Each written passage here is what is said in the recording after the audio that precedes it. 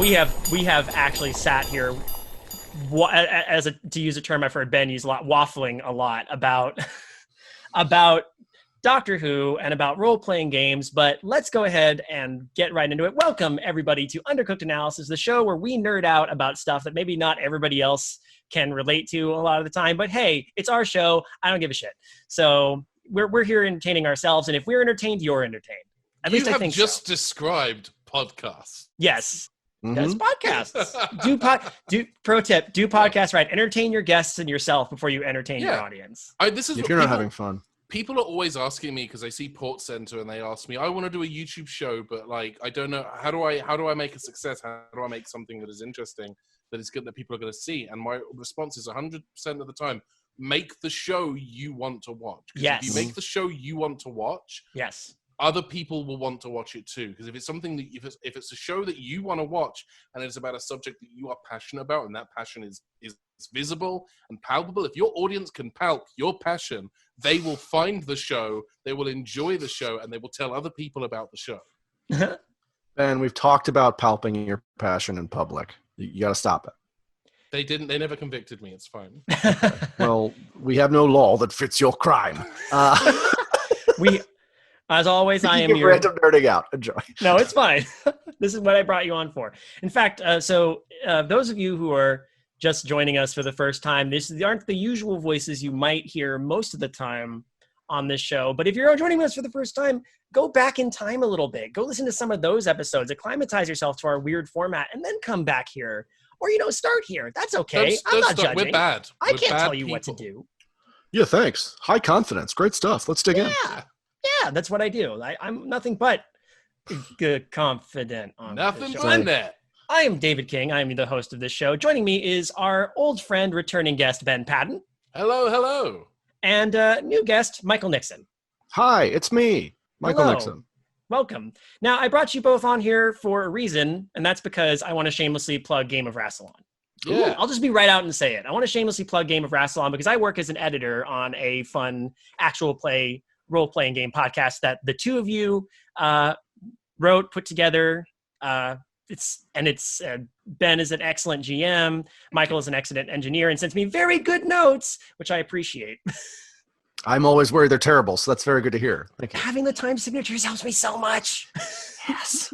I was worried it was useless. It all works. No, Excellent. I need them. You don't understand? I need them because there's so much I have to listen to. He's just collecting numbers. It's just the more numbers David has. We brought Kate on to the cast, and she mentioned, like, every other engineer she's had after room tone says thank you 30, and I'd never done that before. It never had occurred to me to thank people for being quiet for 30 seconds, and it threw every gram of confidence I had in being an engineer into the toilet.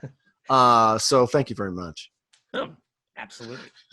I'm never kind enough. You're always kind enough. That's not true. It's part of my charm. No, David, you missed off the word. He's kind of enough. Yes. Okay. Wow. He's kind of enough of an engineer. Yeah. Especially now that it's all Zoom and I don't actually have a board to work with. Yeah, everyone has to manage their own shit. What is engineering? Well, the nice part is I have to deal with all the bullshit this time. Oh, actually, that's not even my problem. This is present David. This is future David's problem. Mm-hmm. Yeah. Future David has to deal with all of this. So, oh yes, tough luck, future David. You made this clap at the beginning and everything. We're at interquel David now. You gave us the clap at the beginning of this. So anyway, I volunteered my clap. We accepted it. That was our mistake. Although technically I led you in the clap, so. Yeah, it was all a group activity. I don't know what you're talking about. This is your fault. You're patient zero. Well, yeah. Okay, fair enough. These are strange times we're living in. So you know what? So maybe sometimes the clap is more acceptable than other things that are floating around. No. See a doctor if you can. But do it. You need a doctor. Not that kind of doctor. Mercifully, it's a family show. Doctor Key. Yes. It's a good bit. Anyway, Bill Bailey bit. Yeah. Michael, you've heard that bit, right? Yes, I have. I love that bit. Belgian jazz. Oregon. Doctor Who. Oh yeah, Doctor Key. Yeah. Yes. Exterminez-vous. I went through a Bill Bailey phase that I am currently still going through.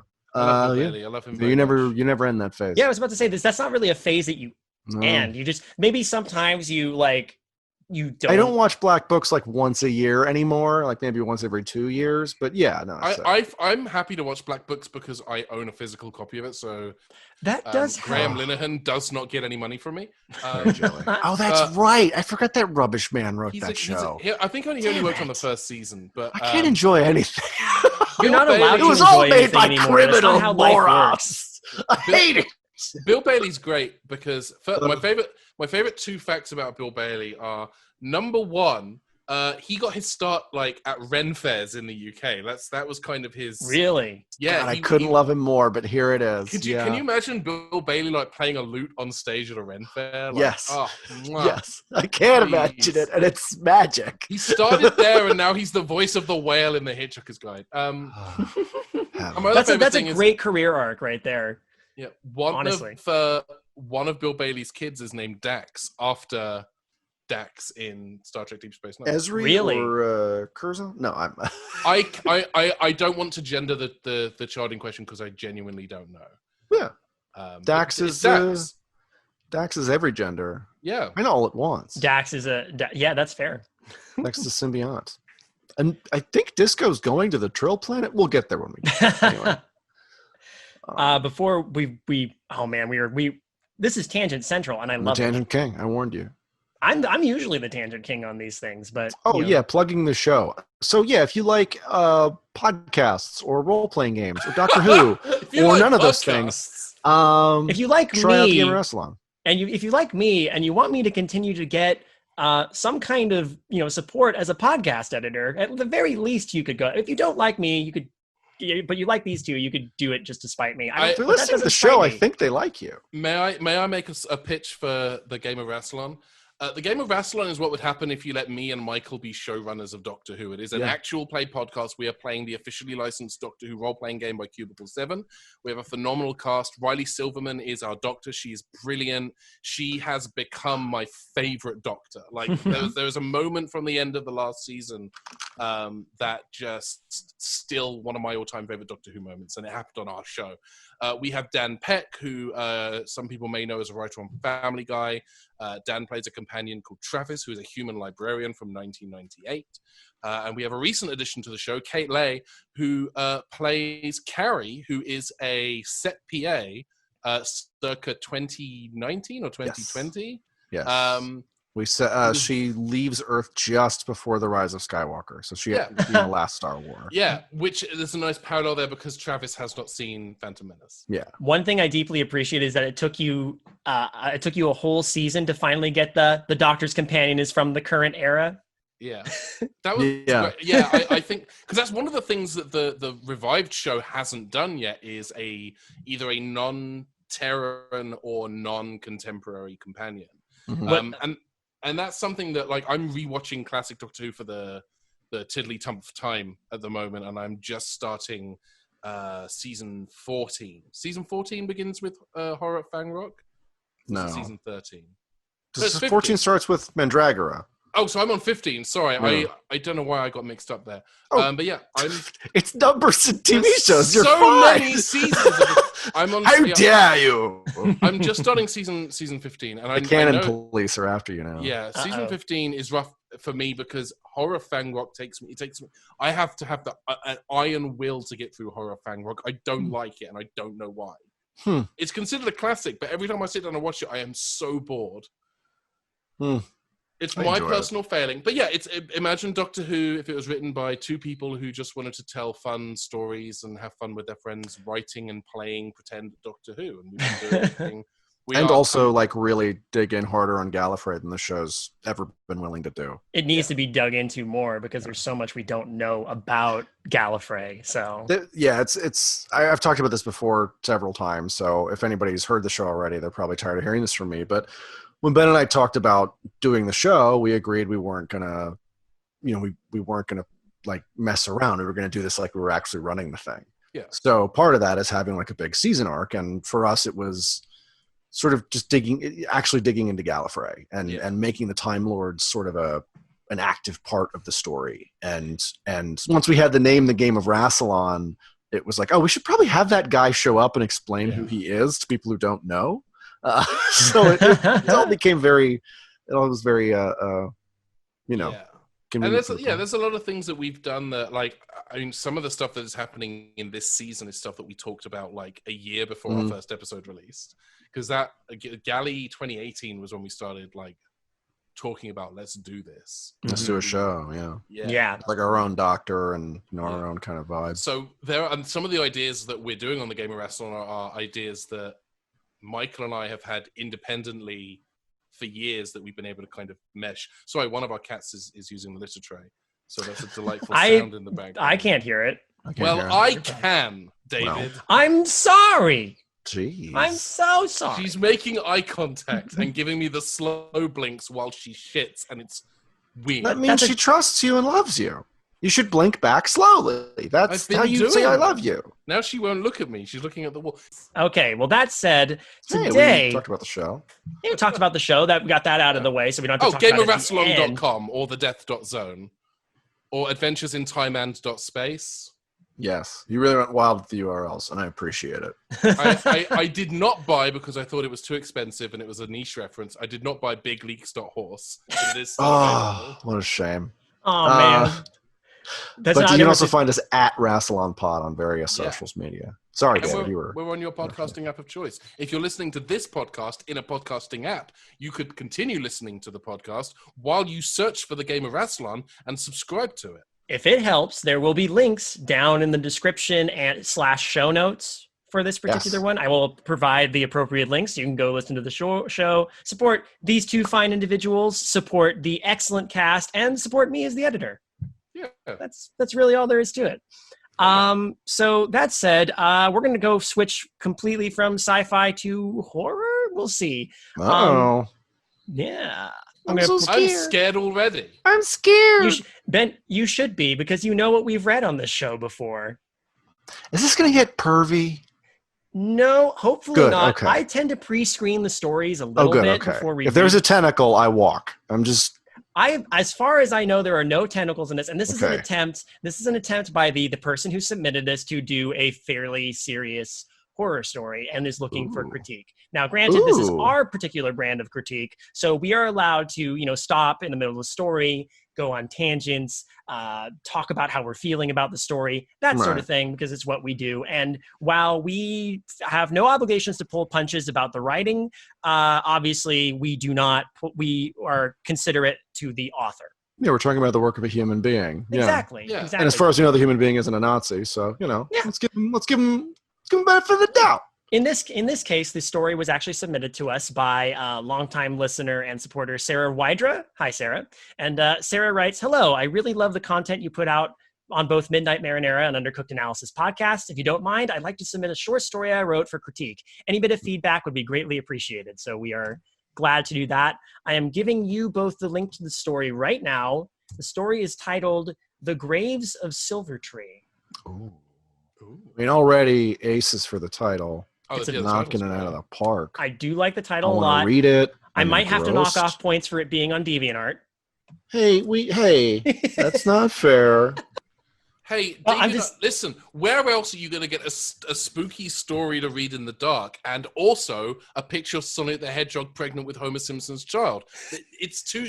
These are. Yeah, it's like the salad bar at a Fuddruckers. If you want it, it's there. I've seen so many more problematic things on DeviantArt. Text is not even in the list. It's just not. It's not on the list, friend. To be fair. Having a horror story on DeviantArt is not that far-fetched considering what DeviantArt already had on it. So yeah, that's what we're talking about. You will find much more horrific things probably than this story. No offense, Sarah. But that said, we're going to do this popcorn style. So each of us is going to kind of move down the list, take a paragraph. So I would like to pitch it to the guests first. Would either of you like to take the first paragraph? I'm good. I'm good to take the first paragraph. Unless Michael, unless you want to. We were both about to fall on that sword. Do you want to flip a coin? After you, friend. You take it. Yeah, I'll go ahead. I'll take that. You've got the best voice of the group, so yeah. Very good. So I'll tell you what we'll do. We'll do you in the first paragraph, Michael in the second, me on the third, and we'll keep that order going throughout it. Sounds good. All right. Excellent. Hey, Grandpa, how did you really lose your leg? Dennis asked the old man seated at the porch of the elderly man's house. His grandfather, Alan, was proudly dressed in his pirate costume, as he wore every Halloween for as long as Dennis could remember. The authentic wooden peg leg Alan would fish out for the occasion certainly impressed Dennis, along with his younger cousins. But any other time of the year, Alan would sport an ordinary plastic exoskeletal prosthetic, reaching just below his left kneecap.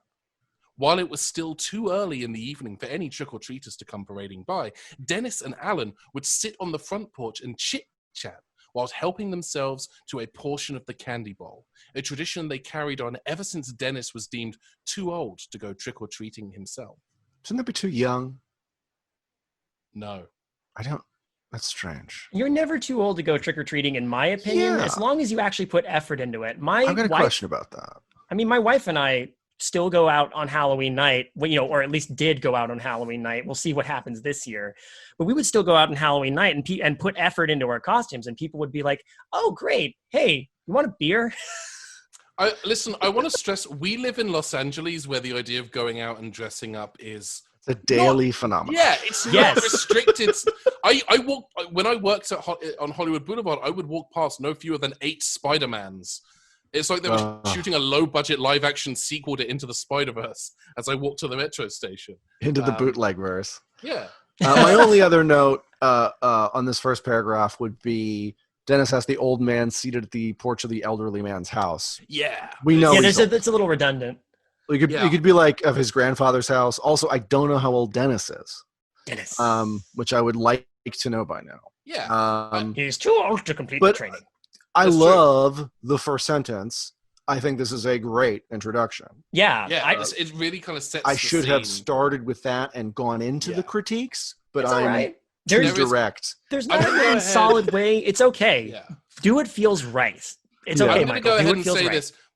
Unless it's particularly egregious, I'm not gonna get out my red pen and critique the grammar, because I do think that's going to keep. If that happens, that'll keep us here for a long time. And this is I'm not getting into the commas. This is a relatively robust story. We're like looking at the scrolling down. So we'll probably go on for a little bit before we now delve into some of the more serious critique. But we'll have some general notes by the end of it. But I bring it up because it's first paragraph, like sentence 2 kind of stuff. It does kind of, but it sets the tone. And the first paragraph, first sentence, very important in any story. And honestly, I think this is a good start. Plus, I loves me a good Halloween story. Yeah, I'm digging this. I also like a good.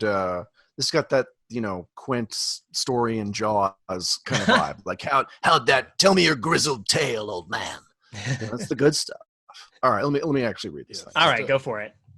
Without fail, the peg leg would rekindle Dennis's curiosity about his grandfather's condition. But every time he would ask about the missing leg, he would be told that it was the result of an accident. Such a vague answer irritated him as a child, occasionally resulting in a tantrum, wanting to know more. If either of his parents were around, they would scold him on prying when someone did not want to talk about it. His grandmother, Nancy, would especially get riled up that such matters were best left alone. But what was just as perplexing as it was frustrating were the times when it was just him and his grandfather, and the boy asked once more. Alan never appeared upset by the recurring question. The man would calmly brush it off with a nonchalant, "I'll tell you when you're older." There's a lot. I'm loving there's this kind of combination of really good kind of setting the scene, kind of establishing where we are, where Dennis is, and what is kind of driving Dennis's curiosity. I'm getting a bit of a Charles Dickens paid by the word vibe. There's a lot of words. My personal feeling is I feel like these first 2 paragraphs could probably be condensed. You can trim them. That's like maybe. I'm also like, you also have to consider I'm coming off the back of, I'm in the scripting stuff for Jump Leads where I've had to like trim and cut, and so my brain is always looking for ways to simplify, which maybe doesn't need to be done. I think most of the writing I do is script similarly, so it's like if you can't get them in the first page, your Yeah. action description should be like less than a sentence anymore. It's Yeah. ridiculous. And in Right. fairness, if you're trying to set a scene and you're being compared to Dickens, that's no bad thing. Yeah, No. you're doing okay. I want to compliment Sarah. We were talking about Doctor Who earlier, and I think the use of "I'll tell you when you're older" is like such a great Stephen Yeah. Moffat kind of thing, like the cracking the wall or the creepy statues. Yeah. You're looking at, all that kind of stuff. He was great at in his time at Doctor Who, turning those little childhood terrors into whole monsters. The dusty beams, all that kind of stuff. It's a good classic setup for like a we're gonna get a story within a story. Yeah, like we know that's kind of coming up just based on this, or at least that's what our expectation is, being genre savvy. But I'll be curious. I'm very curious to see where this is gonna go. Yeah, my curiosity is definitely peaked. Let us continue. This. He was dreadfully awaiting to be given the same answer even now, but the old man didn't immediately answer. Rather, Alan took a piece of candy from the bowl, unwrapped some chocolate, and helped himself. "You're not going to give up, are you, kid?" He chuckled. With a slight turn of his head, Dennis's head in Dennis's direction, he eyed the teenager. Now, I feel like these are individual paragraphs that could be broken up, but because it's a whole block here, I'm just going to take the whole thing. Power on. Yeah, absolutely. Yeah. Also, the same person talking, so you shouldn't have hit return there. But again, not grammar. Sorry. Yeah. Silence, Michael. It's all right. It's all right. Again, this is a draft, and Sarah's looking for critique, so we're giving it. That's what we do. Well, you're not a kid anymore, he commented with a reminiscing smile. Maybe it's time I tell you what happened. The slightest straightening in his grandson's posture was not lost to him, causing his smile to grow into a teasing smirk. Or I take this story to my grave. He let out a cartoonishly wicked laugh. That wasn't cartoonish nor wicked enough. Dennis's shoulders slouched in a slight disappointment he expected. Nevertheless, he chuckled at the old man's theatrics. Again, we're doing a really good job.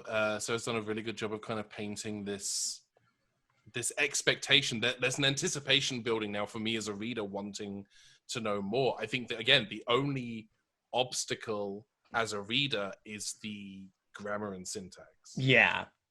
There's a lot of line breaks that don't need to be there. But again, really good. This is a really great way to kind of set mood and tone and to build. I'm with Dennis now. Like I want to know what is up with the leg. Like, let me know. Let me in. Let me in. Let me in. I think it's your paragraph, Ben. Oh, is it me? Okay. It is you. All right, I get it, he sighed, only to quickly add, but why though? Was the accident really that bad? You always said you'd tell me when... Dennis's rant was cut short when a piece of taffy bounced off his chest. Alan held up another taffy in a pseudo-threatening manner. Don't get too worked up now unless you want your grandmother to overhear. On slight alert, Dennis looked over the edge of the porch to peer into one of the windows of the house, to which he saw his grandmother helping some of his cousins putting on their costumes. With a sigh of relief, Dennis retook his spot on the porch as Alan barked out a laugh. I almost wanted to say this is giving me, just because of the Halloween nostalgia, I'm getting some like Ray Bradbury vibes, but I hope in this story it doesn't end with, and then some idiot turned on the lights. So that's a deep cut for anybody who's read the October Game. Anyway. Oh, it's my turn. Jeez. Yes. Sorry, Dennis mumbled as he unraveled the taffy and popped into his mouth. Alan quickly quieted down, his cheerful demeanor becoming half-hearted. Now, as feisty as she may get, you shouldn't hold it against her. The incident that cost me my leg, a wrinkled hand lightly rubbed against the edge of the peg leg as Alan lost his smile altogether. She blames herself for what happened, no matter how much I tell her that neither of us could have expected what happened that night. Dennis eyed the peg leg, rethinking of his past reprimands from his grandmother with a newfound sense of guilt. So, what happened? I'm digging it. Alan remained silent, eyes locked on his left leg, staring at the stump. When about a minute or so passed, Dennis hesitantly reached out a hand, but just as he was about to give the old man a tap on the shoulder, Alan straightened himself up, finally redirecting his gaze onto Dennis. The short story is this. When I was about your age, I got a nasty bite on the leg. The bite got infected real bad. So bad I had to get my leg amputated. He explained while giving the peg leg a gentle tap with his foot. Yikes, Dennis grimaced. That had to hurt. While he was curious as to how his grandmother could blame herself for an animal's bite incident, he held his tongue. For all the times Alan seemed calm about all of Dennis's previous pokes and prods about the incident, his current solemn disposition left Dennis starting to regret pressing so much. I like that we got the short version. Could have just easily been, and that's it. Bye, everybody. Yeah, thanks. Okay, everyone, thanks for listening. Don't forget you can subscribe to the podcast online if you haven't already. Don't forget to leave us a positive review on Apple Podcasts. Small podcasts like this live and die by word of mouth. So we do appreciate you sharing this with your friends. While you're at it, go ahead and jump into orbit and smash that like button. Just chow down on that bell. Ring that bell, and we'll see you next time with another one of David's fat story takes. Whoop, whoop, whoop, whoop, whoop. You can't see it. I mean, they can see it because we're actually got camera going, but all your homies will be raising the roof. Raising the roof. This week's episode of David's Fat Story Time is sponsored by Audible.com. Go to Audible.com and use the coupon code FAT. Ben, I don't actually know if that's... Ben, it's all about Raycon these days. It's all about Raycon. Get it together. Isn't Raycon, don't they do like roof lining? No, Raycon's earbuds or something? That wouldn't surprise me if they also did roof lining, though. It's a multifaceted industry. It's Raytheon. It's Raytheon. I'm pitching Raytheon. Raytheon versus Raycon in a duel to the death. This podcast brought to you by Cluster Munitions. I think we know the name of the big bad for season 3 of the game of Rassilon. Cluster Munitions? No, Raytheon. Oh, Raytheon. No, that's a company. That's a company that makes missiles and stuff. But I would love to make them the villain of Doctor Who. Let's do it. I mean, that's a great idea. You talked me into it. Perfect. If you want, sponsor a game of Rassilon, and your company can be the villain of the season. Doctor Who and the military-industrial complex coming soon to the game of Rassilon. Doctor Who and the Wrath of G Fuel. All right. I think we're back to Ben again. Yes. Okay. He was considering telling Alan that he didn't need to recount the event when Alan passed him the candy bowl while scooping a handful for himself. Alan exhaled a drawn-out breath as he got himself comfortable, as both of them prepared for a lengthy story. You know what's funny is, this makes me wish that Alan, my co-host, was here because he would be eating this stuff up. And I can picture him as a one-legged old man dressed as a pirate on a porch in Halloween in several years. Although, admittedly, I hope he doesn't lose a leg. Especially to a bite. Yikes. Yeah, oof. Having to get your leg amputated due to an animal bite, that's really... Ugh. No, thank you. No. My only note for this shorter paragraph is you got 3 Allens in here. I think you could have slipped in his grandfather to remind us. Yeah, because and vary it up a little. I do kind of lose track of who's who a little bit. We have Dennis the grandson, Alan the grandfather, and Nancy the grandmother. That's who we have so far, right? Yeah, okay. And it might be good at this stage to remind us every so often who's who. Mm-hmm. But anywho, digging back in. Yeah, putting the honorifics back in every so often to break it up. Yeah. First and foremost, how do you know about the Silver Tree? First and foremost, how much do you know about the Silver Tree Church and Cemetery? A familiar enough name for Dennis, as his family would drive by the property on their way to his grandparents' house. Even if Dennis knew little to nothing about the church's history, given that the area was almost too large compared to the village it resided in, one simply could not miss it. Not much, Dennis shrugged. I know it's kind of huge, almost as big as the one by downtown. Then prepare yourself for a history lesson. And trust me, you'll understand why it's important. Alan warned as he took a brief break to have some more chocolate. Being warned about a history lesson makes me think of the copy protection for The Secret of Monkey Island. Oh. Ask me about Loom while you're at it. Now, only they can see this, but actually this poster on the wall behind me over here is a signed Tales of Monkey Island poster. Oh, very nice. Signed by Steve Purcell.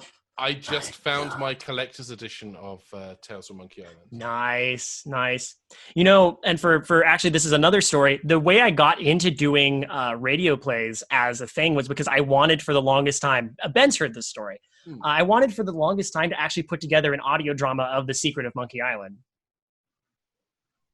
And that never got off the ground, but I had a script. I still have a script that would have split the game into 2 parts. That script a while back. I did. Something. Yeah, I remember reading somewhere. It'll probably never happen now because, well, now Disney owns Monkey Island and they're going to be even more, and they're never going to do anything with it. No, because they're evil. But Well, you say that, but Disney also own Day of the Tentacle and Full Throttle, and those things have been given kind of remastered re-releases of late. That's true. That's not to say that, and here's the thing. If you want to do a Pirates of the Caribbean movie and you want to throw Guybrush Threepwood in there, like those are two great tastes. I would kill for that. There's no reason. Hell, the first Pirates of the Caribbean movie, the screenwriters worked. No, the second and third one, the screenwriters worked on that aborted animated Monkey Island movie. That's right. That's right. Pirates of the Caribbean, go to Monkey Island. Yeah, it's like Ernest Takes Hawaii. Or Beetlejuice goes Hawaiian. Davy Jones is Captain LeChuck. Like you can't convince me of otherwise. I feel like both Barbossa and Davy Jones are like different aspects of LeChuck, but like Davy Jones is the zombie pirate LeChuck, and Barbossa is the ghost pirate LeChuck. Yeah. So, and Will Turner is clearly Guybrush Threepwood. Yes. Yeah. Yes. Tell me I'm wrong. No, I won't tell you you're wrong. Good, because I'm right. You always. Are we? Oh, sorry. Is it me now? Yes, it's you. Okay. Let me make sure I'm on the right place. Truth be told. There you go. Truth be told, that church isn't as old as I am. It got started when I was 7 years old, or I might have been 10 at the time. Well, not like it matters. But at this point, the Second World War had been going on for some time now, and the U.S. was knee-deep. Families were anxious for the wars to come to an end, and some were waiting for their sons to come back home safe and sound. At some point, Wallace Irons moved into our village and easily established himself as reverend of a newfound church. Before Silvertree was around, the closest church was almost the next town over. Not too far, but it was a little crowded for us to share. So with that, and someone offering kind words to ease their fears, people welcomed Father Irons with open arms. I can't help but picture Jeremy Irons now, though. That's the terrible part. Yeah. Whenever I hear Father Irons, I'm going to see Jeremy Irons in that. I'm picturing him in his Lord Veterinary gear from Terry Pratchett's The Color of Magic, because I think that's kind of very priestly almost. That's a better him in his Dungeons and Dragons outfit. Yeah, I was about to say, because that was the first thing that popped into my head, unfortunately, Michael. So we're on the same page. Gotta make that check, baby. I just bought a castle, you see. So. I required a mortgage payment. I rolled a 1, as they say. I crit failed my career choices. But then I rolled a natural 20. And now I'm Alfred forever. Probably not, though. It'll probably be a new Alfred, right? Is our Pat's getting a new Alfred? Who cares? Did Ben, your headphones break? Yes, they're broken. I've turned them into a one-ear headphone, and it's not working very well. Anywho. I'm so sorry. That's fine. I don't want to switch to my earbuds. They these hurt. Podcast is cursed. And they're quite good. Cool. Good. I'll send you the link. Thank you. This wouldn't have happened if you would have gotten your Raycon earbuds. Raycon, they're the greatest thing. Raytheon earbuds. They explode into tinier, needle-shaped earbuds. All right, here we go. Kneel before Raycon. Right. At first glance, Father Irons was what you'd expect from a man of the cloth. Ooh. Very patient and compassionate. He had a way with words, knowing just the right things to say to put just about anyone at ease. This is fascinating. That's how I thought of him until, well, I'm getting ahead of myself. Oh, shit. As for me and the other kids didn't pay too much attention to Father Irons during his sermons. No, we would be playing around the front yard with his dog, Riley. Hey. Here's where I'll slip in a quick bit of writer's advice.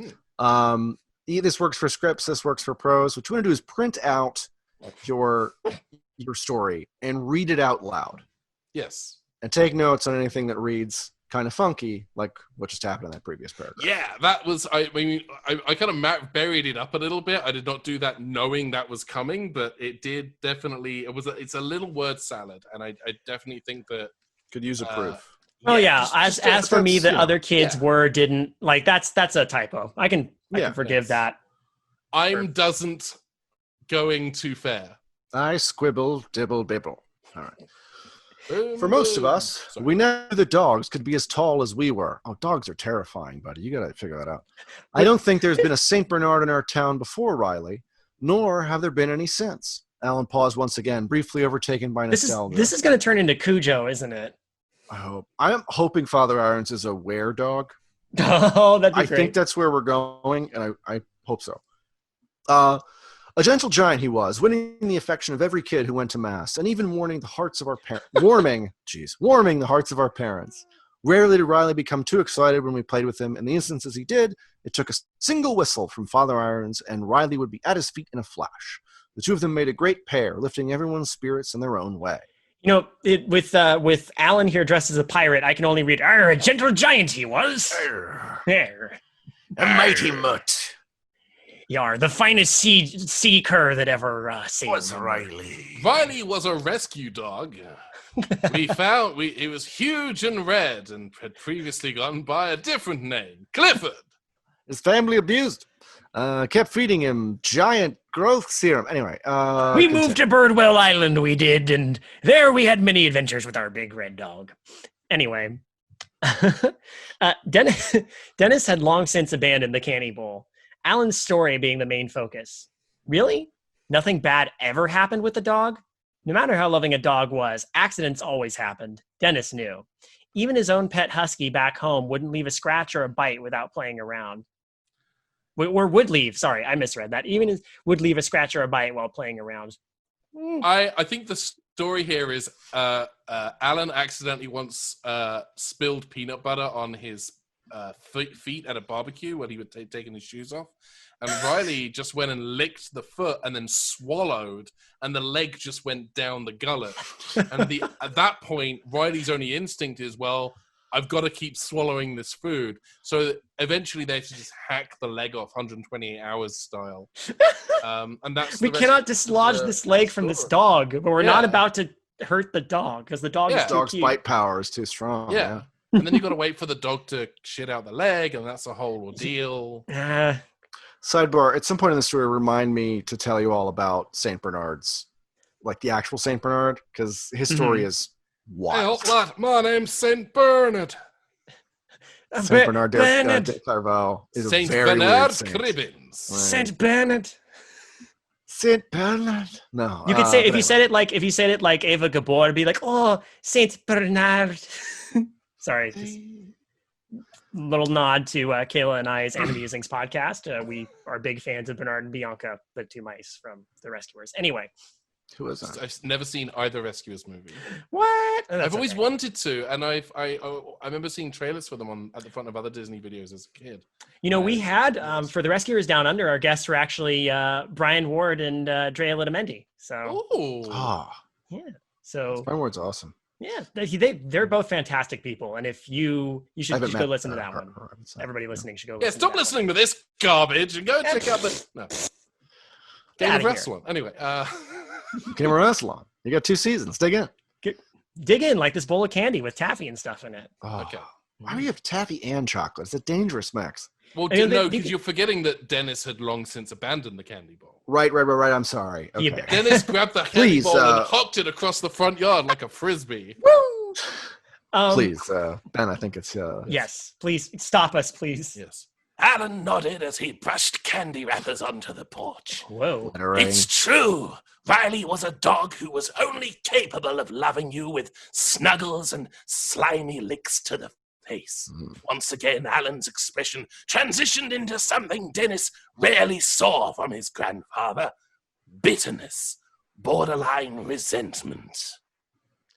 But one Sunday, me and the other kids looked and looked, yet we couldn't find Riley anywhere. Father Irons must have noticed us when we were looking around inside the church because he had slipped away as the choir was leading everyone in the final song of the day. When he found us, he gathered us all outside on the grass and told us why Riley was nowhere to be seen. Apparently, he had just died a few days prior. Aww. And yeah, he said died and not passed away or gone to sleep. The man didn't sugarcoat it one bit. If anything, he elaborated what it meant to die when it was clear that we didn't understand. For us, that was our first exposure to death. We were all crying about never playing with Riley ever again. And I don't know if this man thought this would cheer us up, but he took us around to the church cornerstone where a wooden cross was planted behind a fresh layer of dirt. That's not good at kids. All right, that's where his body is buried, he told us. But you don't need to cry, for he is with us in spirit, just as the Lord will always be with you in these dark times. He pulled out a VHS of All Dogs Go to Heaven. Oh, wait, they don't have VHS. Is Father Irons one of those people, though, who's like, because there's that whole idea that animals don't really have souls and they don't go to heaven, but, That's why there's a He separate... is a preacher. That's why animals have segregated heavens. They are not beasts of burden. We're meant to just really mess them up. Different. Doggy heaven is separate from human heaven, and it's As it basically should be. Dogs used to be. It's basically doggy heaven is just a part of purgatory that they put one of those dog fences around, and there's also a hydrant in there, and that's it's just stuffed with dead dogs. By which I mean they're dogs who have died, not that they themselves are like rotting corpses. They're just it's like Maggie in the ball pit in that one episode of The Simpsons. To be fair, I don't expect someone whose name is who I don't expect this Jeremy Irons father to be very good with kids either, because it's Jeremy Irons. But I mean, I don't know. Maybe Jerry Irons is great with kids. I deeply regret doing my John Hurt voice for that previous paragraph because now my throat hurts. Give yourself a break. Get yourself a Kit Kat bar from the candy bowl. I've got a Canadian Kit Kat in the fridge right now. Ooh, tastes like maple. I don't know. It's Kit Kat. I vaguely remember my parents trying to calm me down. I can only imagine how everyone felt coming out to their kids wailing. Some parents weren't too happy about the way Father Irons handled the situation, but eventually they got over it and resumed their weekly routine. Father Irons may have acted the same, but after Riley's passing, his kind demeanor felt so fake to me. It just didn't sit right with me.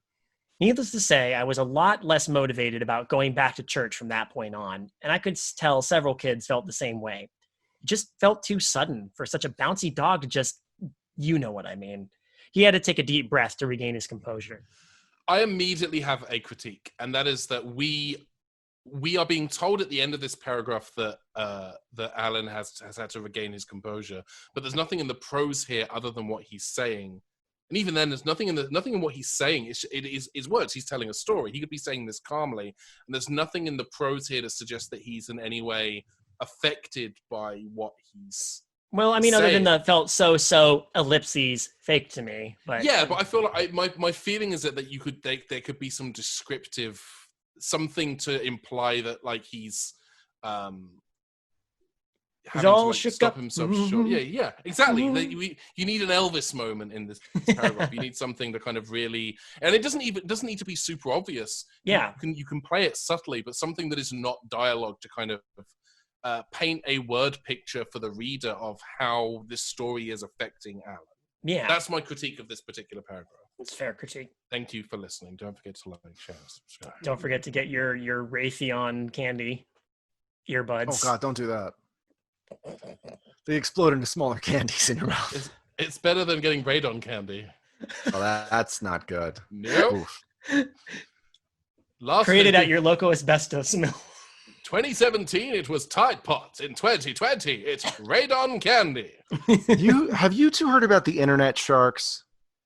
Internet sharks. Okay, the latest craze in 2020. So there's, the transatlantic cable that allows global internet. There's a great big cable under the ocean. Literally, there's a great big cord at the bottom of the ocean that runs from North America to Europe. Yeah, it's like one long piece of Cat 45. Yeah, why not? So it generates, an electrical frequency because there's, stuff going through it. Right. And sharks try to eat it. So over the years, they've had to increasingly shark-proof the cable.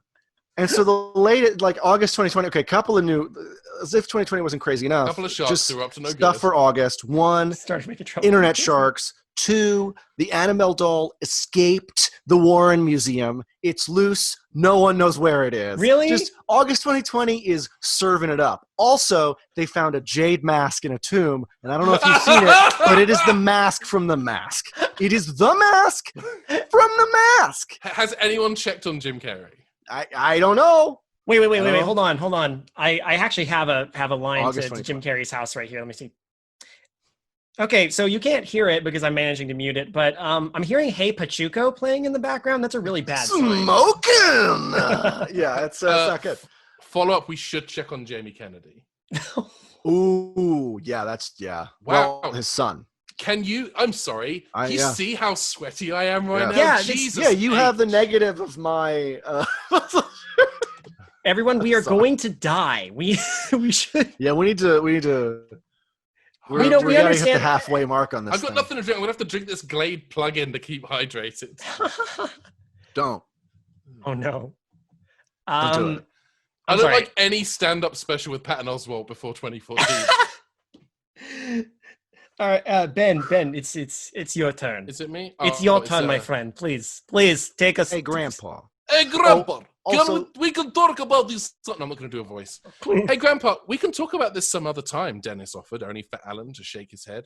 I'm fine. I just need a moment. Now! This must have been at least a month or so after Riley's passing, and the foundations for the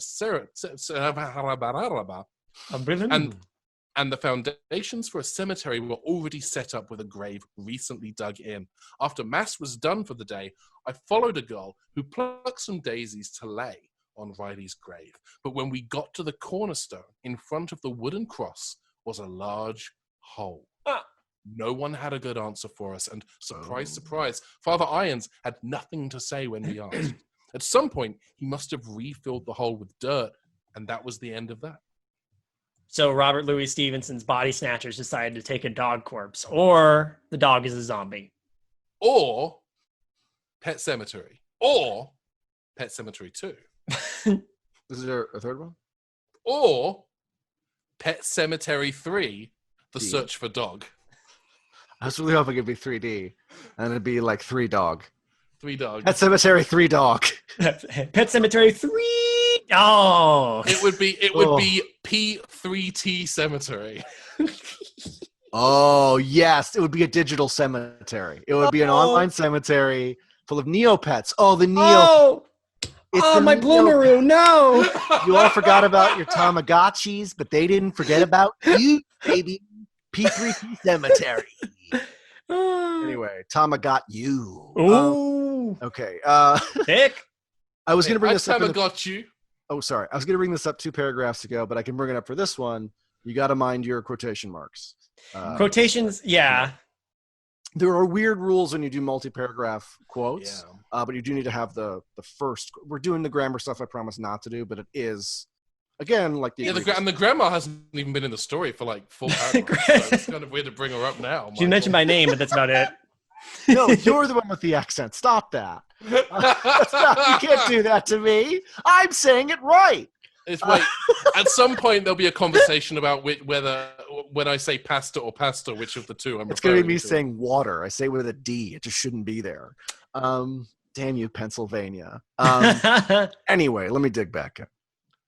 As the years went by, Silvertree expanded to house more people, and naturally the cemetery gained more ground.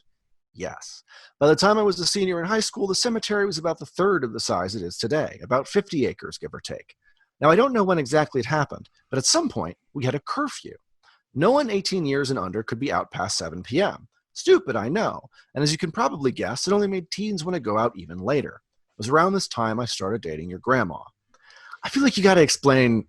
You got to give me an excuse for this curfew. Yeah, this came out of nowhere. Where this curfew I think that's coming up, though. I think he's baiting the hook. This is Grandpa. I'm not saying Sarah is, but I'm saying Grandpa's baiting the hook, and we're eventually. I don't know if you knew this. The Grandpa's not real. Sarah has created this person whole cloth using her imagination. No, what? Don't do that. She just don't do that. I think the 7 p.m. curfew is actually perfect because that gets you home just in time for Sky One's rerun of old episodes of The Simpsons. Sponsored by Domino's Pizza. Back in what, the 1950s? Batman, though. Oh, that's a little before. No, this was probably the. Oh, yeah, it's the 50s. There's not a lot of TV. There's some TV if you look hard enough. It was near the end of autumn, where it was already dark before the curfew. Being the so cool and rebellious teenagers we were, we'd sneak out and meet up at the cemetery. Before Dennis could get a word in, Alan pointed a finger in his direction. And before you say it, oh wait. It's me, fool. It's you, I'm sorry, buddy. And before you say it, well, there's a park we could have gone to instead. Nancy insisted that it was the best halfway point between our houses and the best place for some privacy. I climbed over the short stone wall bordering around the cemetery, searching for her with my flashlight. The original plan was for her to wait along the wall until I found her, but I saw the beam of her light around one of the mausoleums. This feels like a nebulous. Like, I feel like you don't need to mention, unless the park is going to come up later. The park doesn't currently feel relevant to me. It feels like there's a lot of this hook has got a lot of bait on it right now, and I don't think it's all going to get paid off. You just make this a dare. You could really streamline this whole thing and make it like a teenage dare. I mean, you could always. This is a grandfather talking to the grandson, and I'm a little worried about, like, obviously you don't want to say, "Oh, me and your grandma used to meet in the cemetery for some hanky panky," and so like, we used to pork on Jefferson's grave, not the Jefferson you're thinking of. Yeah, the cops were all at watch at Lover's Lane, so we decided to pound one out at the cemetery. I don't think it's going to work for your kid. The old Jenkins crypt is just there's a line of horny teenagers. Yeah, we were just jamming in the graveyard. It's not going to work.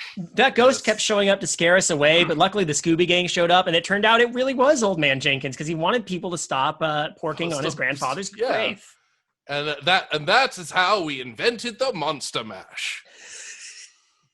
Was a graveyard smash. Are you down graveyard smash? Yeah. All right. I think it's my turn. Yes. When I found her, we shut off our flashlights, since there were rumors that Father Irons or somebody working at the church patrolled the cemetery every night. But we believed ourselves to be clever enough to avoid being spotted. Oh, teens. So silly. Nice I can take this next one, too, because this one's pretty short. Yeah, go for it. We barely got to... Coke. Venmo me. $2.50. This episode is not sponsored by Coca-Cola. Or it is sponsored by Venmo. Shit. Oh, all right. Or Rassilon, or Raycon, or G Fuel, or whatever, any of the millions of brands we've mentioned so far. Or MeUndies. But it is sponsored by the game of Rassilon. Or Crunchyroll. But no, that's the only sponsor, sort of. And that, anyway. We're here. We all work on the show. We barely got to enjoy our alone time as we heard crunching of leaves from a distance. Naturally, we were quick to dismiss it as some squirrels. What were you? We were quick to dismiss it as crunchy graveyard squirrels at night. Yeah, night squirrels. Night Squirrels. Oh, that's the name of my band. Night Squirrels. I used to play bass for Night Squirrels. Night Squirrel. They're a limousine cover band, right? Killer tunes. Oh yeah. They do a little Journey too. They're all over the map. Naturally, we were quick to dismiss it as some squirrels, but as the crunching only grew louder heading towards us, Nancy made me peek around the mausoleum. Okay, I have to take a break because you've hit one of my pet peeves. I'm sorry to do this. It's the wrong peak. Is it peak? The wrong peak. Yep. There are 2 E's in this peak. You've got the wrong peak, and everybody is doing this wrong everywhere on social media right now. I don't understand why suddenly the wrong peak became acceptable, but it's not. The wrong peak. There's a Twitter account called Stealth Mountain that just retweets people when they sneak tweet peek. Sneak peek. Yeah. I had to unfollow it because it genuinely made me so furious I couldn't enjoy it.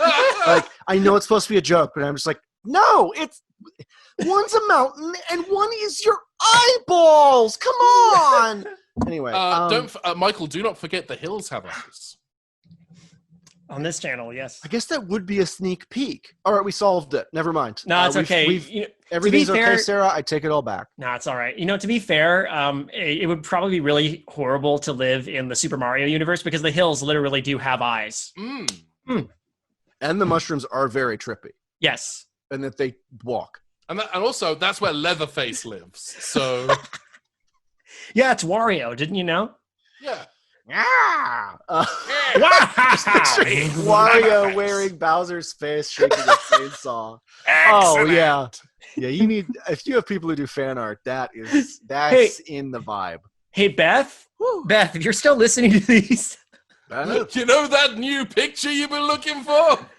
Listen to this. All right.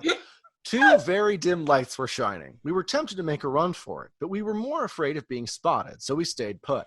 Closer they came, and I could start making out 2 gritty voices that I knew neither belonged to Father Irons. That I knew? Or would it be but I knew? It's just the grammar of these 2 sentences. Yeah. Closer they came, and I could start making out 2 gritty voices And it would be like, but I knew neither was Father Irons. Yeah, right? that seems fair. Something like that. Yeah. Anyway, I dared to look out again, only to see two scruffy men. Both had shuffles. Jeez, they're iPods now. Both men had shovels. I'm so sorry, Sarah. I'm very sorry. You're fine. Both men had shovels, but one had a toolbox of sorts, while the other dragged an empty bag. Once they stopped at a grave close to the mausoleum and started to dig, my stomach dropped. Holy shit! I made a body snatchers joke. I made a body snatchers joke earlier, but like, it came full circle. Okay, you're right. It's Burke and Hare. They got Burke and Hare. It's Andy Serkis and Simon Pegg. I was gonna say it's not. Yeah, I knew it wasn't Pegg and Frost, but it was Pegg and somebody. It was gonna be Pegg and Tennant, but Tennant had to drop out.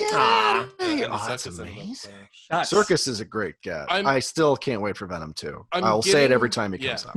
I'm getting to the point now with the grammar where it is pulling me out of the story. It's frustrating, and I know Sarah's going to be listening to this. I say this with love. We always say I would have someone else kind of go through, like Michael's note earlier, but like read it aloud to yourself to see how it sounds. But have someone else get some. And I realize we are the someone else's. That's what we're here for. So. Yeah. I guess we're the someone else's. Here we are. Yeah. Well, Hi. It's like, you know how when you're reading some erotic literature and they refer to the woman's beasts and it really pulls you out of the narrative? That's kind of what is happening now. That genuinely took me a second, but it was worth it. It's like, no, Michael, for us, it's that Second Doctor story where the Second Doctor's peeing over a bookcase.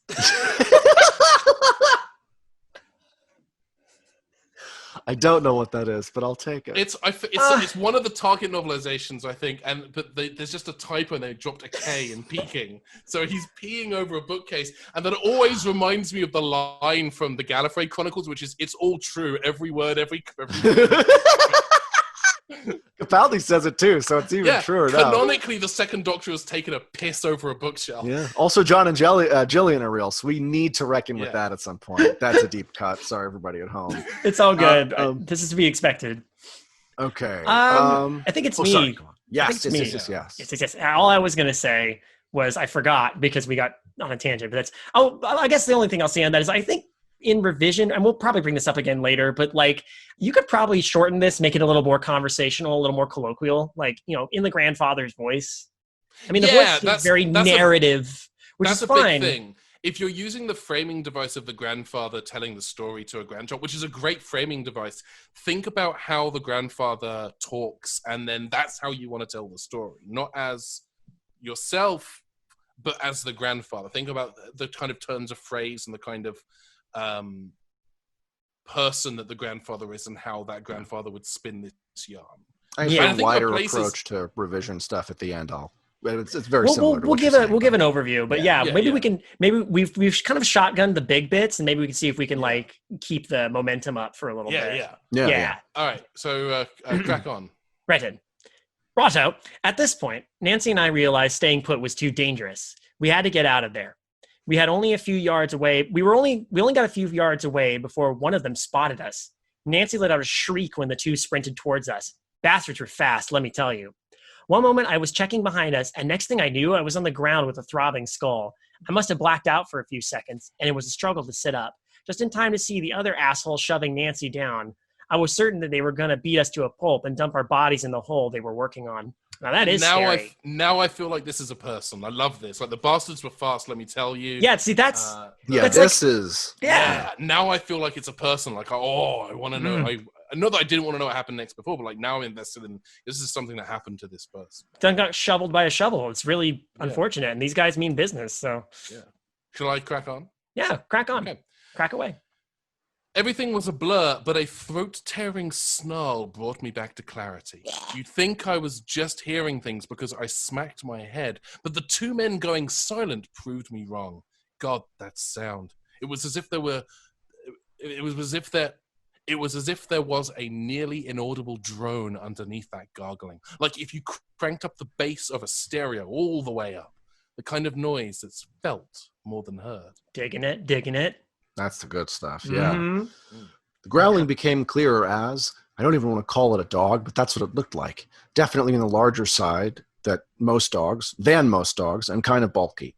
In the dark, that was about as much as I could make out in the dark. Yeah, okay. I'll just groan and move on. Yeah, but the yeah. guy who punched me grabbed one of our flashlights and shined it on the thing, doing us the disservice of getting a better look at it. That was no dog, not anymore. The disservice? Anyway, the best way I can describe it was if someone had taken a dog's skeleton and packed on layers of mud to give it some sort of shape, with clumps of moss and grass scattered across it like poor imitations of fur. But there were still places where yellowish bone was exposed, mainly its jaws. I still have no idea how it knew we were there, as it couldn't make out any nose, ears, or eyes. Even so, the man with the flashlight only got to murmur, "What the fuck?"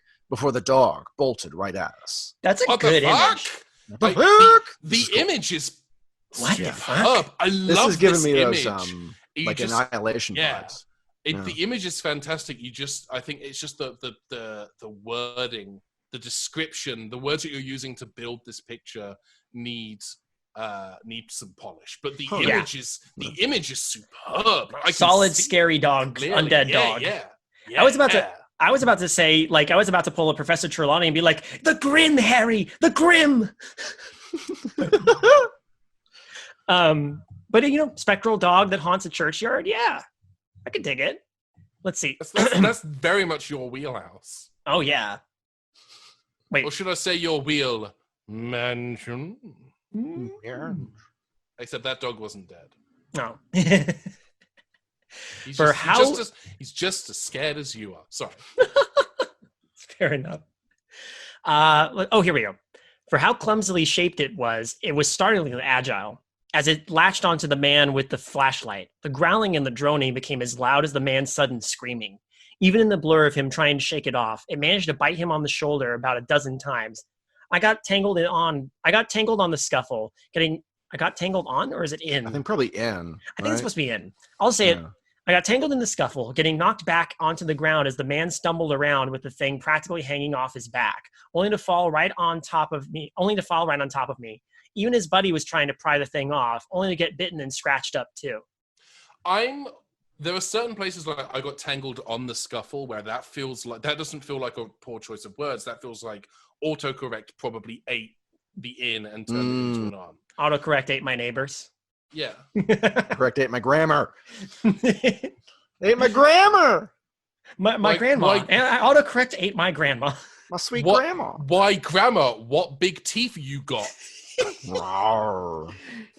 You will and have. No, I doesn't. Okay. So much was happening in just those few moments, and my ears were almost ringing with the droning, the men shrieking, and Nancy's hysterical sobbing.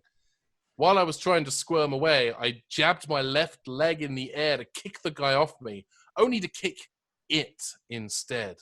Dirty, cold teeth sank into my ankle. There it is. Moment of truth. Wow. Nancy had grabbed my arm and helped me onto my feet, but a rapidly growing throbbing in my foot nearly had me tumbling back down. We were starting to trudge away when I looked behind us. One of the men was sluggishly swinging a shovel around to keep it at bay, not like it did him any good as it started mauling his legs. We tried to run, but goddamn, every step felt like another dozen nails were being jammed into my bitten leg. This is a good paragraph. I would say solid. You could use a paragraph in between these two where you describe the bite. Like, just get into the bite. Because you talk about another dozen nails. Let's talk about that first dozen nails. It doesn't even need to be a sentence. A paragraph. It could be like a sentence, 2 sentences, something to just kind of... like, have it like one standalone it was unlike anything sentence. I'd felt. Something you could really punctuate. Because, I mean, the whole story something to is sink really... your teeth into. Yeah. Hey, look at that. Yeah, exactly. Yeah. We were nearing... it's me again, right? Yes. Okay. We were nearing the wall late one night. When my eyes beheld an eerie sight. Really we were nearing the mashed it. wall. When the growling was drawing near us, it was just us, alone with the dog. This dog. It trotted toward us, the snarling more subdued but no less threatening. I was waiting for it to attack us, already prepared to push Nancy back and tell her to run for it, but it didn't. It was just a few yards away, rooted where it stood. I whispered to Nancy to keep quiet and move slowly. We took a few cautionary steps back, but froze when it moved forward, just as slowly as we were. It maintained the distance between us as we kept backing up. I've never felt so tense, with the chilly night nearly dead silent, save for the crunching of leaves beneath our feet. Nancy's shaky breath in my ear, and my own pained hisses at the slightest pressure placed on my foot. Sarah is doing such a good job of like evoking a place and a time and a feeling. Like, Yeah. even though, and I think this paragraph and the previous paragraph, I think, are really solidly written. I'm at a point now where, like, it's before the grammar mistakes were pulling me out of the story, that now I'm absolutely backing, because this imagery is so potent and visceral and palpable. I just now palped it, and The passion's been palped. Yeah, They're palping the passion. You gotta palp that bad boy, and I palped it good. I palped the graves of the silver tree, and my feeling is that Palpatined it. Regardless, and I know that we've kind of We are podcasting.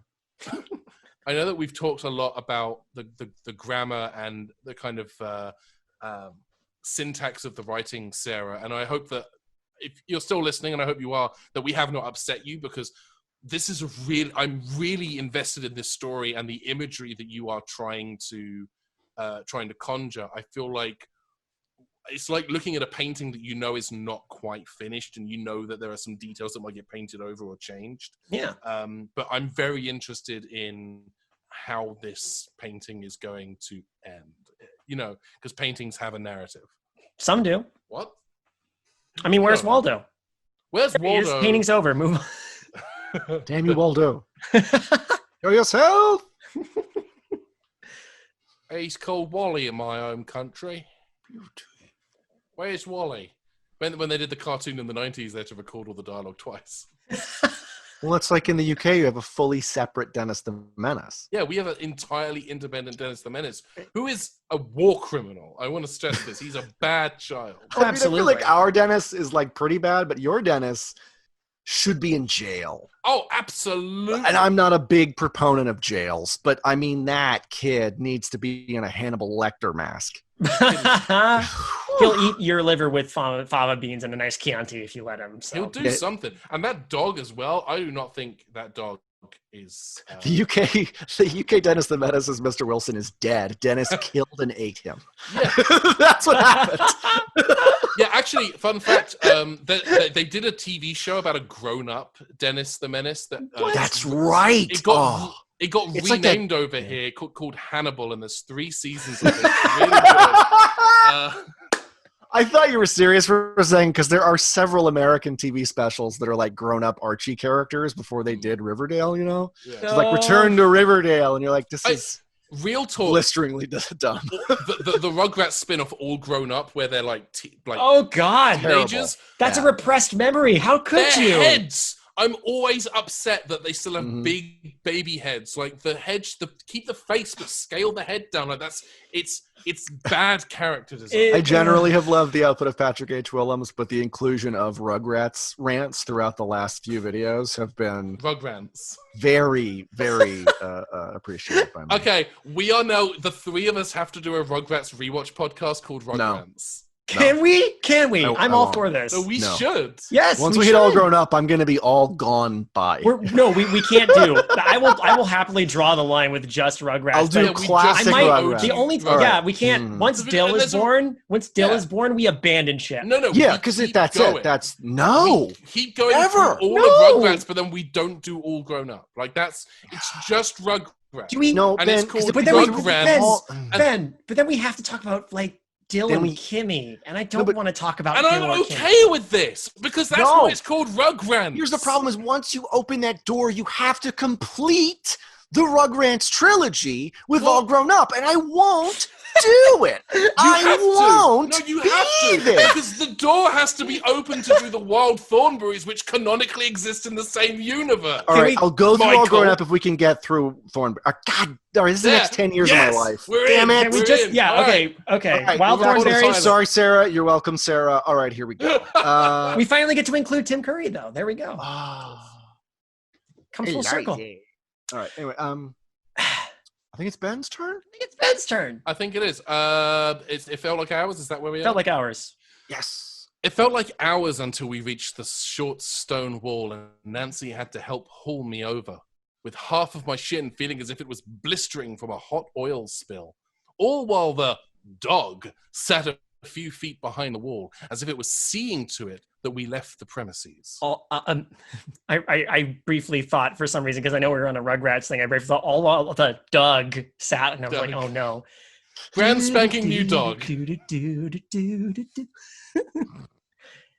God, I feel cursed. Anyway. That joke was not dog funny. God damn it. We have been here for a long time, and it is way too hot in this room. We got to finish this. Yeah, we got to get this thing done before I boil. Yeah.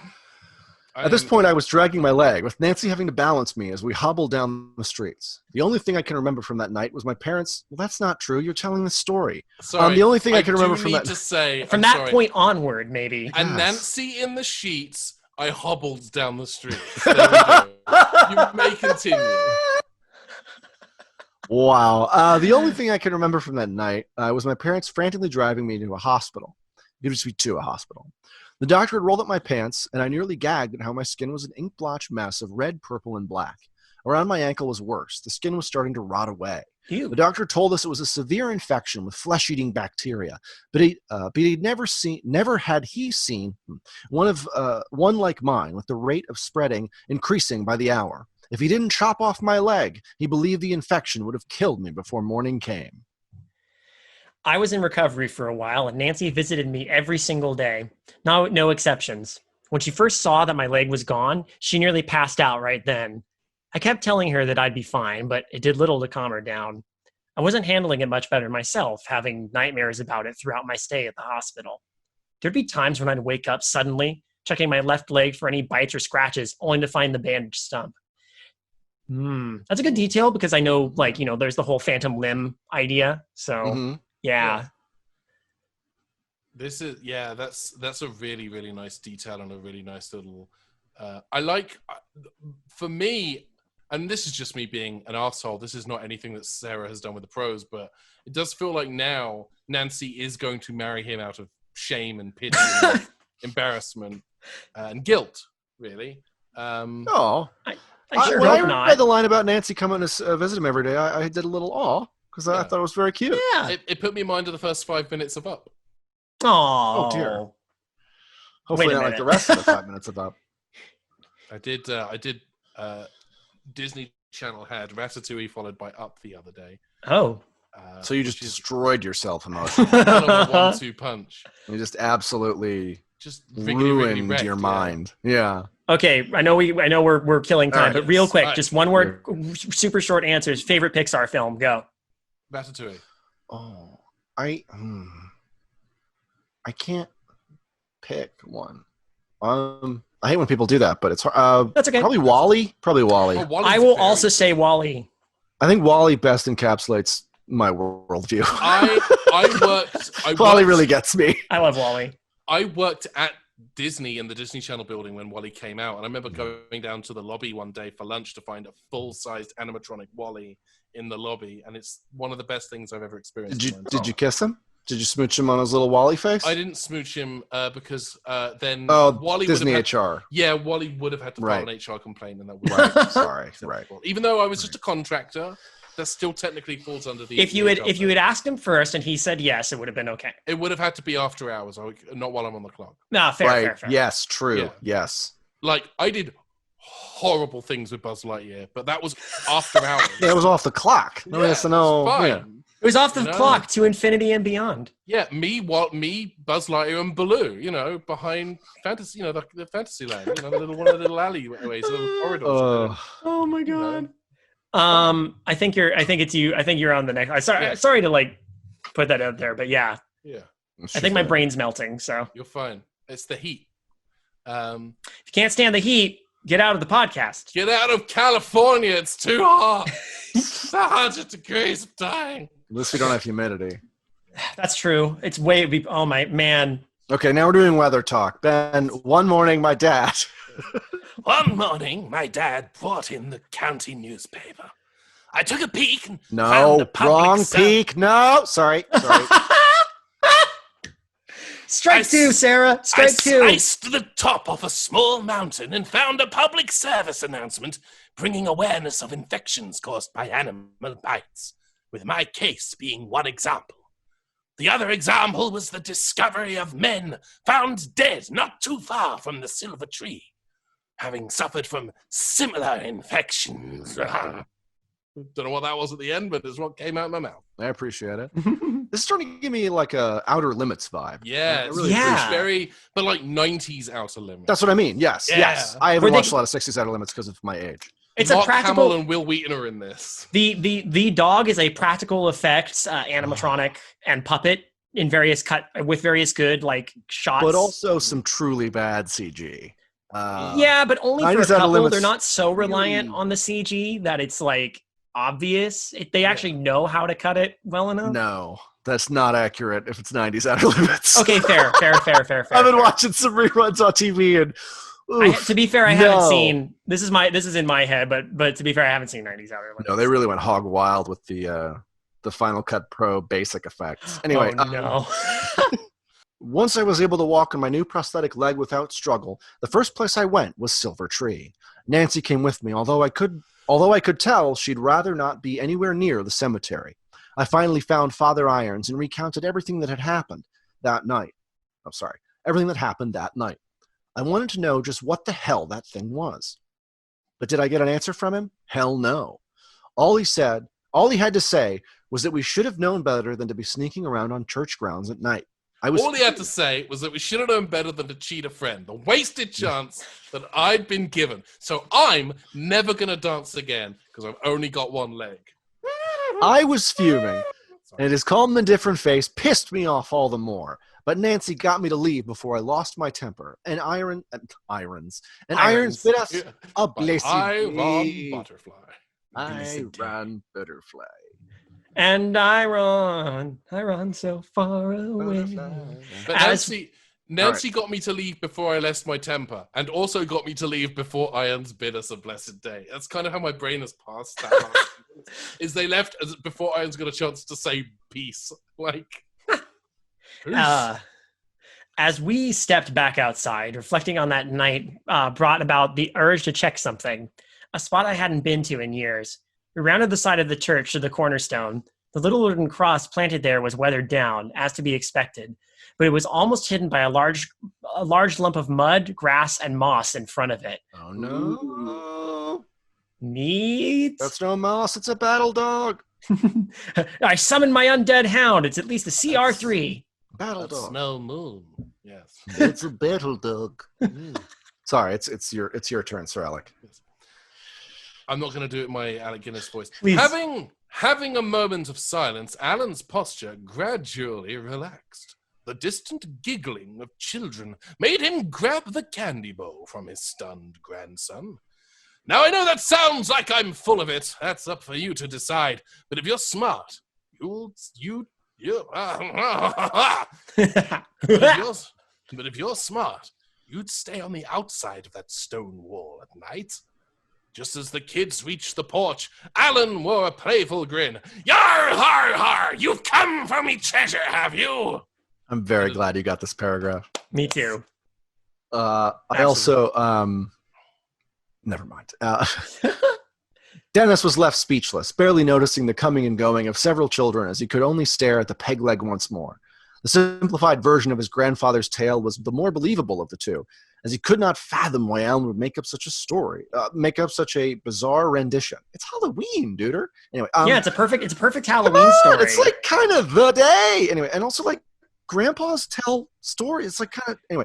Grandpa told you a really good spooky story. I can't imagine my grandfather would tell me a spooky story on Halloween of all days. But Dennis would not bring himself to ask his grandmother if such a story was true. Not anymore. Maybe could not bring himself? I don't know. Anyway. There's a shift, like one of the things that shifts a lot in the writing is the shift from past tense to present tense. I also think, like, I feel like you need to, like, frame the story so we lock in on who's the protagonist, like, outside of the frame. Because we've pinged back to Dennis, like, being the protagonist hearing the story, but that's not, I don't know, it's like, there's a different way to structure this. Mm-hmm. Oh, yeah, absolutely. It's almost there structurally. Yeah. When we get to my overall, I mean, it's funny we brought it up earlier, but like my notes would actually be like, you should check out some 90s Outer Limits. Like the way they dole out sort of the weird thing of the week. And like, I think there's a lot you could learn in terms of the structure of like, you need time to meet the dog and like play with the dog and like the dog. And then like the change happens. And then Like the dog, love the dog, pet the dog. Oh crap, the dog. And then you could, Yeah. The other thing too is, you know, you could dole out more of sort of the effects of the bite and the stories of other people being killed by the dog you could weave in, and there's all this other sort of, you got kind of your A plot and your B plot and your C plot, and if you think about it that way, I think that's sort of a more harmonious way to tell the story, for lack of a better way of putting it. Yeah, but so far, I mean, but the story is there here. and it's solid. Everything's here. Everything's here. That's the thing. Like, yeah, it's not quite oops all B plot because the A plot is so good. Yeah. And it's the imagery is so potent, even though the writing is like, I would say like a solid 6 or a 7. It is not quite at a 10. I would seriously consider pulling the Halloween frame out of the story entirely. I don't know. I kind of like the Halloween frame, but I feel like you could keep the Halloween frame almost a little shorter and only have it maybe at the beginning and the end, and then have it like page break, line page break, and then the story from Grandpa's voice. Do you know what? Actually, just the story unbroken. What I would do with the framing device, and if Sarah, you want to use this, it's yours. If you don't want to use it, I won't take it personally, but I will cry about something unrelated later. I would do away with the Halloween framing device. I would make this a last time you get to spend, an afternoon on the porch with your grandfather before you are like your family's moving out of town. So this is the last chance you're going to get to ask the question of what happened to your leg. And the grandfather knows this. So there's an opportunity there to, all right, your grandmother can't hear us, but you can't tell anyone this story. And it so immanentizes everything, Yeah, and it kind of, you get to keep I don't know why Granddad would make up this wacky story. You get to keep that, because I think that's an interesting notion. It just doesn't work because it's also Halloween. I think the framing device of the grandfather telling the story is great. I would just change the why and when of that story being told. But we've got like a handful of paragraphs left. Who's up next? I think it's me. Yeah. Oh no, wait. Oh, it's me. It is you. Sorry. It's all my fault. Let me not steal your thunder. You just did. But Dennis would not bring himself to ask his grandfather if such a story was true. Right, I did read that. Yes, you did. So it is me. Yeah. I was right. I was right. It is me. I was wrong twice. Hey, kiddo, I didn't mean to scare you too badly. Alan offered a gentle pat on the back, bringing Dennis out of his daze. I'm not scared. I'm fine. I just don't know what to say. The door behind them creaked open, and with tiny superheroes and little princesses being herded out by his mother, father, aunts, and uncles.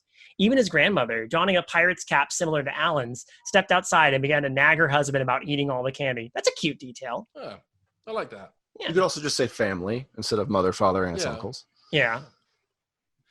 Looking between his family heading to the streets and the elderly couple enjoying the sheets. Nope, let me start that again. Oh, yes. Looking between his family heading to the streets and the elderly couple enjoying the cool autumn air on the sheets. Damn it! I'm latching on to cool autumn air and going, gimme! Yeah, I wish. Looking between his family heading to the streets and the elderly couple enjoying the cool autumn air on the porch, Dennis got up to stretch. In the sheet. The sheets. Damn it! They're wearing ghost costumes. It's okay. They're ghost pirates. Yeah, they're ghosts. That's why they're so pointy on the top. Oh, wait. Oh no. This is just ending. Sorry, Ben, continue. I apologize. Fuck. Dennis. God, so much of this has to be edited out. No, it's none of this. None of this. Don't you understand?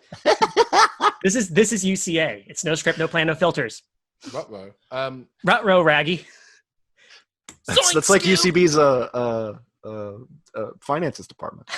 As Jiminy Cricket once said, you buttered your bread, now sleep in it. Accounting. That's the word I was desperately trying to find for the last 2 minutes. Sorry, Ben, continue. Dennis got up to stretch. I'm going to go with them, if that's okay. Of course, it's a lovely evening for a stroll, Nancy replied as she took Dennis' previous seat.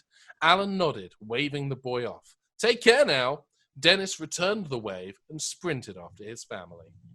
Dun, dun, dun. And then there's an actual page break. Yeah. All right, let's get through these last two. We've got and two then we can, paragraphs. It's an and exact number and then of paragraphs. we can do It a was- quick summary, and yeah. then we'll give our freshness ratings, and then we can turn our respective air conditionings Yeah. on. Way high. It was a matter of time until Dennis's family was walking alongside the stone wall that outlined Silver Tree. His pace gradually slowed to a complete stop as he stared off into the dark hills of the cemetery. It appeared as if the whole place was frozen, still in time, a stark contrast to the lively atmosphere of the town surrounding it. After several moments of deliberation, he sat upon the wall and swung his legs over, feet dangling inches from the ground. He could not spot anything amiss among the headstones. But the distant rustling of leaves and faintest rumbling he felt more than heard was enough for Dennis to swing back to the sidewalk. He walked away with a quicker pace than before, turning his back to the graves of Silver Tree. And there's an illustration here at the end, which I know Sarah's an artist, or at least I think Sarah. Yeah, Sarah's an artist. It's And very so cool. this is a nice Oh yeah, original. it's her art. Yeah. Yeah, That's awesome. it's a beautiful cross, like just wooden tombstone. I love that ending. I think I would turn the dial up a little bit on the ambiguity. Not necessarily on the ambiguity of the scenario, but like on Dennis's read on sitting on the wall. I think you can play with that a little bit more. But I really love the idea of this story, and I love the imagery, and this was good. Yeah. This was very good. This is a really, really solid early draft. Just a few grammar, maybe a couple of a couple small narrative changes. It's up to you, honestly. Sarah, this is a really solid story. I really like this. My advice, I mean, in terms of the framing thing, I don't necessarily think you have to. I'm not saying prescribing get rid of it, but if you are going to keep it, don't go Princess Bride with it. I think it's very tempting to sort of ping back and forth in the story, and I say that because the writer of Princess Bride, William Goldman, was like decades worth of script writing before he even approached that story. So that kind of playing with format is it's tricky. It's tricky to balance. So it may behoove you to. Oh, sorry, there's a pup. No, it's okay. Puppet, she likes to include herself on the podcast every so often. Okay. Gracie. But yeah, I think it would behoove you to sort of keep sort of the frame and then maybe dip back into the present day maybe one time, but try and keep it a little more restrained. Like I don't need to know. More restrained, more focused. Polish some of the grammar. I think one of the things I noticed is that you will end a dialogue with a period and then say like Nancy replied or Dennis said. Yeah, that's commas. Yeah. Rather than I said I wouldn't do commas, but here we are. Yeah, I mean I did the commas, Michael. Oh, that's fine. I did me.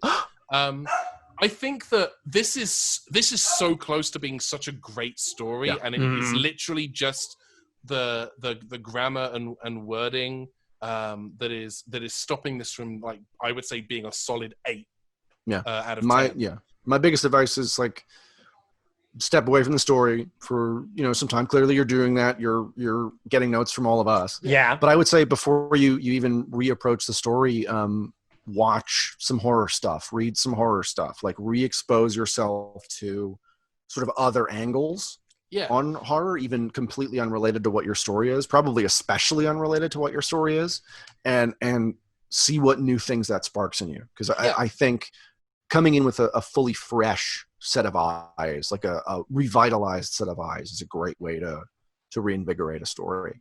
And this has everything. I mean, it has all the moving pieces and parts you need for, I've got a pile of old sci-fi anthologies from whenever on my shelf. This has a place in there. I really like to be in there with the Robert Blocks or all of that. Yeah, it's got the time period's good. I like the setting. The characters are, they serve their purpose, and I love the mud, moss, and skeleton dog. Yeah. The Annihilation style beast is very cool. Yeah, yes, got that vibe. It put me in mind of playing any Resident Evil game where a dog appears. But I don't think they've done like a mossy plant mud dog. It's a Golgari mutt. Yeah.